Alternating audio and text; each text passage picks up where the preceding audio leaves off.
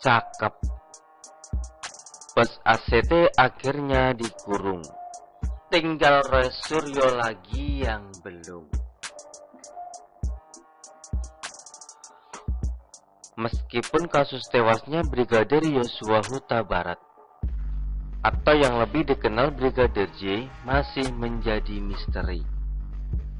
Tapi setidaknya ada satu kabar gembira yang datang hari ini, tanggal 30 Juli, yakni bos atau petinggi Lembaga Aksi Cepat Tanggap ACT akhirnya dikurung oleh Bareskrim Polri. Tidak hanya 1-2 orang saja yang ditahan, tapi 4 orang sekaligus. Mereka adalah pendiri sekaligus mantan Presiden ACT Ahyudin, Presiden ACT saat ini Ibnu Hajar, orang yang ngurusin keuangan ACT Haryana Hirmain, serta pengelola program ACT Novaryadi Imam Akbari. Untuk diketahui, Haryana meskipun namanya pakai Hirmain merupakan perempuan loh, dan Novaryadi meskipun namanya ada Nova merupakan laki-laki. Khawatir keempat pelaku tersebut menghilangkan barang bukti, itulah kenapa mereka ditahan.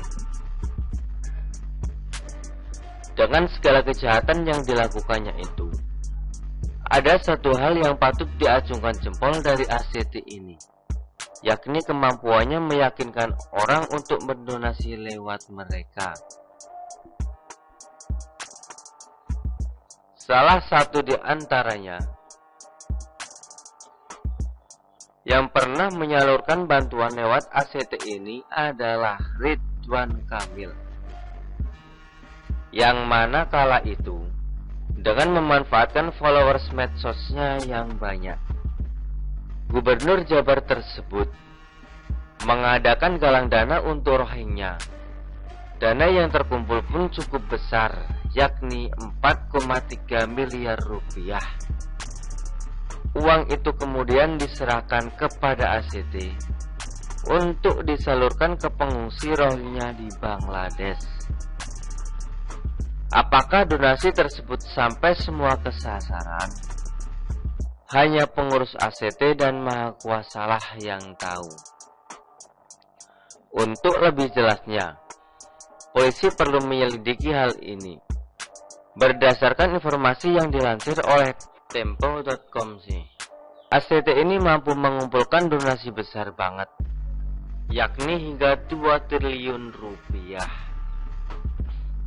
Dari dana sebesar itu, dipotong 400 miliar rupiah oleh mereka. Ngeri, gede banget yang disunat. Untung cepat terungkap. Kalau tidak, akan semakin banyak masyarakat yang menjadi korban penipuan berkedok donasi ala mereka. Wajar bila kemudian pengurusnya kaya-kaya, karena ada yang gajinya sampai 400-an juta rupiah per gusuk, melebihi gaji Menteri BUMN Erick Thohir yang hanya 19 juta rupiah itu. Dan kalau dilihat dari kelakuannya, sangat wajar sih keempat petinggi ACT itu masuk penjara. Karena ulah mereka sudah keterlaluan. Masa bantuan untuk keluarga korban kecelakaan pesawat diembat juga. Kan gak ada perasaan itu namanya. Tidak tanggung-tanggung. Donasi yang sejatinya untuk meringankan beban keluarga korban kecelakaan pesawat Lion Air pada tahun 2018 silam tersebut. Mereka selewengkan 34 miliar rupiah. 10 miliar rupiah diantaranya mengalir ke koperasi bentukan kadrun, para pendemo Ahok dulu, yakni Koperasi Syariah 212. Dan kurang asem itu namanya. Duit dari CSR Boeing yang dipercayakan kepada ACT untuk disalurkan ke keluarga korban kecelakaan pesawat pabrikan mereka, malah disalurkan ke Koperasi Syariah 212. Emang pengurus Koperasi Syariah 212 itu korban kecelakaan Lion Air, tidak Ferguson. Seperti Agim, mana ada anggota keluarganya yang turut menjadi korban pesawat 4 tahun silam itu. Yang ada Tahnini jadi korban, tak ada akhlak dirinya, yakni istri pertamanya tersebut dikatakan turun mesin 7 kali oleh Agim. Jadi dengan mereka masuk penjara, secara tidak langsung turut merasakan bagaimana penderitaan keluarga yang ditinggalkan oleh korban kecelakaan pesawat Lion Air. Bila perlu, Ahyudin CS dihukum mati, karena ada undang-undangnya yang mengatur. Pasal 2 ayat 2 Undang-Undang Tipikor, yakni korupsi dana penanggulangan bencana bisa dihukum mati. Karena kalau tidak dihukum berat, para penjahat berkedok pengumpulan donasi ini akan ada lagi yang baru. Tentu dengan modus yang baru pula dan lebih canggih. Nah, kalau petinggi ACT sudah masuk penjara, kurang lengkap rasanya kalau Roy Suryo tidak mendekam di penjara juga. Pasalnya ia sudah menyandang status tersangka penistaan agama Ferguson.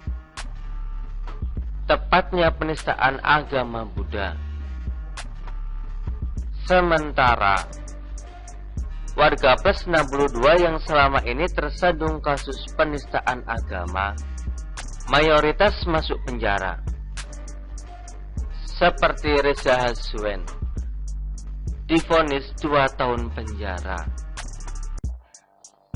Meliana divonis 18 bulan penjara. Dan MKC divonis 6 tahun penjara oleh Pengadilan Tinggi Bandung. Sebelum bandingnya dikabulkan, KC malah divonis 10 tahun penjara oleh Majelis Hakim Pengadilan Negeri Ciamis. Termasuk Ahok yang hanya ngomongin surat Al-Maidah doang, mendekam di penjara selama 2 tahun. Padahal pelapornya hanya bermodalkan video editan unggahan Bani Yanilo. Dan jangan salah-salah, Ahok ini orang kuat kala itu, yakni menjabat sebagai orang nomor 1 di DKI. Tapi ketika tersandung kasus penistaan agama, ia mendekam di balik jeruji besi juga.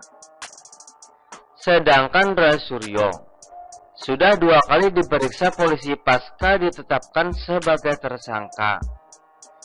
Masih juga melenggang bebas berkeliaran dengan alasan sakit asam lambung, diabetes, darah tinggi, dan sakit leher lah. Gak seru banget. Semoga saja beliau cepat sembuh. Amin. Sehingga bisa mengajari para napi yang lain mengenai bagaimana caranya membedakan yang mana video porno asli dan yang mana editan di dalam penjara.